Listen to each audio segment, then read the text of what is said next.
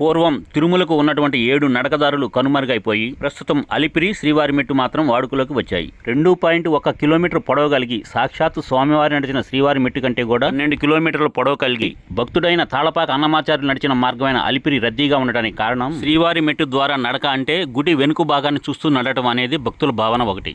రెండవది, ఈ నడక మార్గం తిరుపతికి 9 కిలోమీటర్ల దూరంలో మొదలవటం. మొన్నటి వరకు అక్కడికి సరైన ప్రయాణ సదుపాయాలు లేకపోవటం. ఇంకా ఈ శ్రీవారిమెట్టు దారిలో ఒక గుడి గాని, గోపురం గాని, సత్రం గాని, హోటల్ గాని, ఒక పార్క్ గాని ఎలాంటివి ఉండవండి. ఇక అలిపిరి ఇంత ప్రాముఖ్యాన్ని సంతరించుకోవడానికి కారణం స్వామివారిని చూస్తూ స్వామివారికి ఎదురు నడుస్తున్నామనే భావన భక్తుల్లో కలగటం ఒకటి. భక్తులకు అనుకూలంగా ఈ అలిపిరి తిరుపతిలోనే మొదలవటం అనేది రెండవది. మూడవది, అలిపిరిలో దారంతా కూడా అద్భుత శిల్పకళా నైపుణ్యంతో ఆకాశ హర్మ్యాలు అనిపించే పురాతన గాలి గోపురాలు, మధ్యంలో విశ్రాంతి తీసుకోవడానికి మండపాలు, దశావతార విగ్రహాలు, పురాతన దేవాలయాలు, పార్కులు చూస్తూ నడుస్తుంటే నిజమైన వైకుంఠానికి వెళ్లే దారి కూడా ఇలాగే ఉంటుందన్నది భక్తుల